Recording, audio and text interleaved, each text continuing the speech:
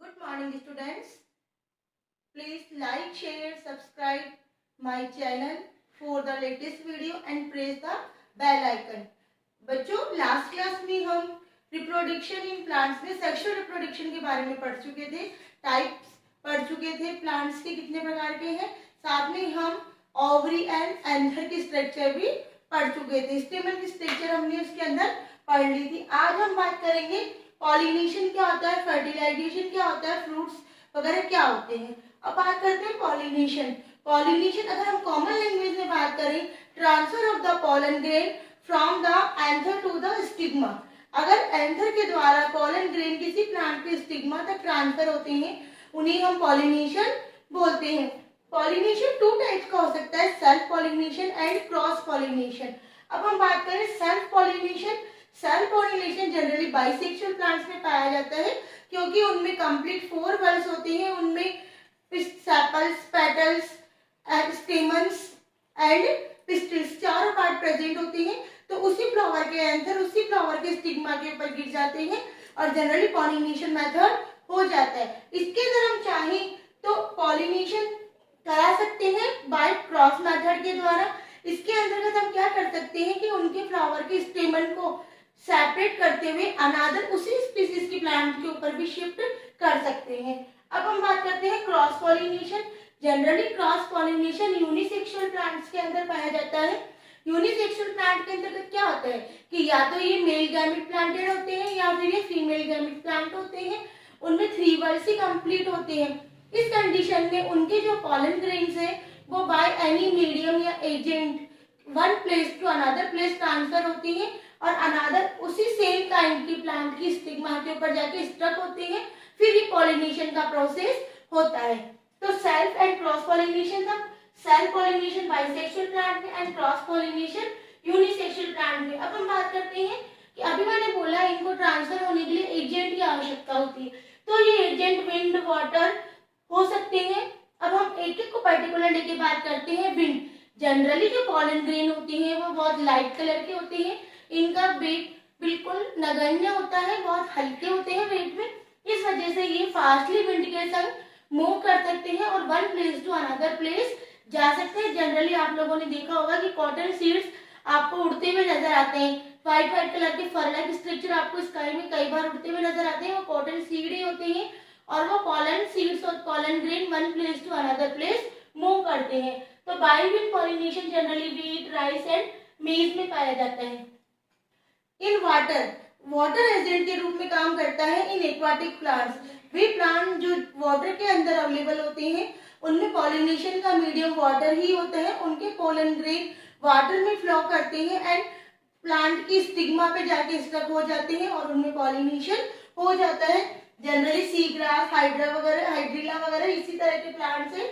Insects, insect के अंदर mainly बीज, बटरफ्लाइज मेन रोल प्ले करती है प्लांट को पॉलिनेशन कराने में। बीज और ये बटरफ्लाइज क्या करती है, जो प्लांट है उसके ऊपर आके बैठती है, क्योंकि उसका पेटल बहुत कलरफुल, अट्रैक्टिव, सेंटेड होता है, उस वजह से वो नेक्टर लेने के लिए आती है, नेक्टर वो सक करती है। जब वो उसके ऊपर बैठती है तो उसके विंग्स के अंदर और उनकी लेग्स के अंदर पॉलन ग्रेन स्टक हो जाती है और वो वहां से जब वो फ्लाई करती है अनदर प्लांट के ऊपर नेक्टर के लिए बैठती है, तो उसकी जो पॉलन ग्रेन है उसके ऊपर स्टिग्मा के ऊपर ट्रांसफर हो जाती है।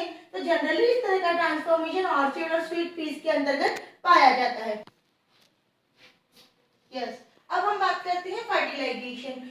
जब इनका पॉलिनेशन हो जाता है तो उसका जो नेक्स्ट स्टेप आता है उसे हम फर्टिलाइजेशन बोलते हैं। In common language, fusion of the male gamete to the female gamete and form embryo, it means seed, is called fertilization. Male gamete का फीमेल गैमेट से फ्यूजन होना और एम्ब्रियो इट मीन सीड का develop होना ही fertilisation कहलाता है। इसको हम इस डायग्राम के द्वारा समझ सकते हैं। ये हमारे एंथर्स है, एंथर्स के अंदर पॉलन ग्रेन प्रेजेंट है। ये पॉलन ग्रेन क्या करते हैं, प्लांट के स्टिग्मा के ऊपर आके स्टक होते हैं और यहाँ से ये एक पॉलन ट्यूब डेवलप करते हैं। ये पॉलन ट्यूब क्या करती है, अंदर तक आती है और जो ओवरी के अंदर एग है उसके साथ फ्यूज होती है। आप लोगों को मालूम होगा कि ओवरी के अंदर स्टिग्मा, स्टाइल एंड ये जो थर्ड पोर्शन ओवरी होता है, यहाँ पे ये फ्यूज हो जाएगा। यहाँ पे फ्यूजन से क्या होगा, ये male gamete and female gamete का फ्यूजन हो गया, इट मींस यहाँ पे फर्टिलाइजेशन प्रोसेस हो गया। फर्टिलाइजेशन प्रोसेस के द्वारा ये एम्ब्रियो इट मींस सीड में डेवलप होगा। जब सीड को फेवरेबल कंडीशन मिलती है, it means proper temperature, proper humidity, proper water, proper atmosphere मिलता है, उस कंडीशन में ये डेवलप होता है और डेवलप होकर ये प्लांट में कन्वर्ट होता है। प्लांट धीरे धीरे फ्लावर में कन्वर्ट होगा और फ्लावर के अंदर वही male gamete and female gamete होगा, फिर से उनका फ्यूजन होगा और ये साइकिल चलती रहती है। तो इस वे को हम वे ऑफ फर्टिलाइजेशन कहते हैं। Yes, after fertilization ovary and ovules change हो जाती हैं फ्रूट्स एंड सीड्स में। तो हम बात करते हैं फर्टिलाइजेशन के बाद जो हमारी ओवरी होती है वो फ्रूट में कन्वर्ट होती है, ओव्यूल सीड में कन्वर्ट होते हैं। तो जो रिमेनिंग पार्ट है सेपल, पेटल, स्टिग्मन वगैरह, उनका क्या होता है, जो हमारे रिमेनिंग पार्ट्स होते हैं जैसे सेपल है, पेटल है, स्टिग्मा, स्टाइल्स वगैरह, ये रिमूव हो जाते हैं। ड्राई होने के बाद ये गिर जाते हैं। हमारी ओवरी मेच्योर होती है, राइपन होने के बाद फ्रूट में कन्वर्ट हो जाती है। इस कंडीशन में क्या होता है, एम्ब्रियो बनता है और एम्ब्रियो को डेवलप होने के लिए रेडिकल, प्यूमेले एंड कैटिलिडोन एम्ब्रियो के 3 पार्ट होते हैं। इट मीन जब एक सीड जर्मिनेट होता है तो वो 3 पार्ट्स के अंदर जर्मिनेट होता है, रेडिकल्स, फिर इसमें प्यूमेला निकलते हैं, साथ में इसमें कैटिलिडोन आता है। इट मीन उसका आउटर कवर बनता है। ओवरी जब मेच्योर होती है तो मेच्योर होने के बाद वो फ्लैशी बनती है, फ्रूट्स में कन्वर्ट होती है, जैसे टोमेटोज वगैरह देख ले या मैंगोज वगैरह देख ले। तो ये क्या है, एक्चुअल में हम जो फ्रूट ईट करते हैं वो हमारे बायोलॉजिकल राइपन ओवरी होती है। जो हमारा फ्लावर है जब उसकी ओवरी पक जाती है तो वो फ्रूट में कन्वर्ट हो जाती है।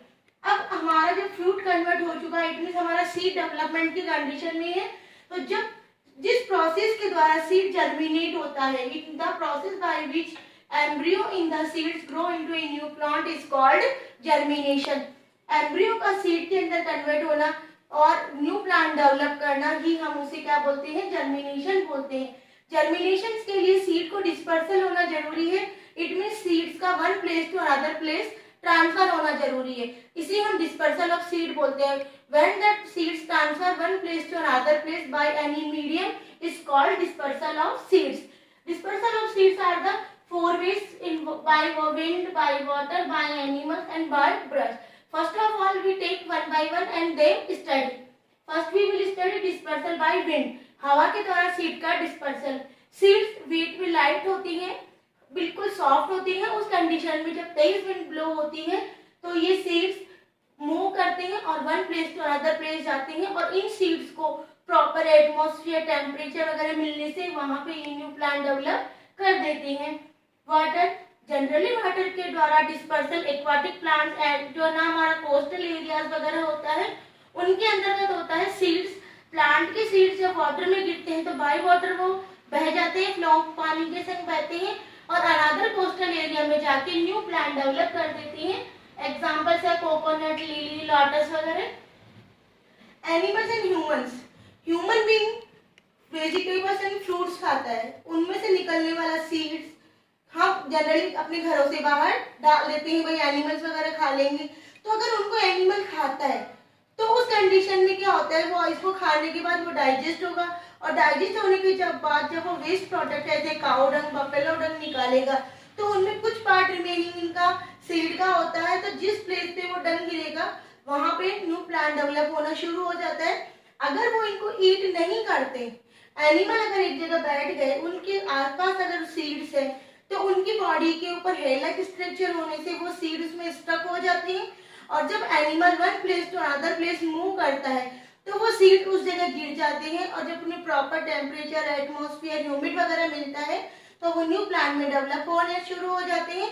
इसी तरह ह्यूमन बींग्स भी न्यू प्लांट को लाके one place to another place move करते हैं। जैसे हम लोग ये जो टीज वगैरह है इनके प्लांट आसाम में ग्रो है तो इनको हम वहां कहीं अदर जैसे थाईलैंड वगैरह से लाके ग्रोस किए गए हैं। Explodes dispersal of burst, burst means होता है फटना, एक तेज साउंड के साथ एक्सप्लोज होना। तो जो पीस, ब्लॉसम्स होते हैं या टच मी नॉट टाइप्स के जो प्लांट होते हैं उनका सीड जब मैच्योर हो जाता है उस कंडीशन में इनका जो आउटर कवर है वो ड्राई होने से इसके अंदर से एक एक्सप्लोजन साउंड निकलती है, ब्रस्ट की आवाज निकलती है और ये सीड इतनी तेजी से बाहर की ओर उछलता है कि लगभग 15 मीटर दूर तक जाके वो गिर सकता है। तो ये थे वे हमारे dispersal of seeds. In topics में हमने देखा कि कैसे एक प्लांट डेवलप होता है और उसके अंदर कौन कौन से प्रोसेस कंप्लीट होते हैं। I hope you have understand this chapter very well कि how can a plant develop.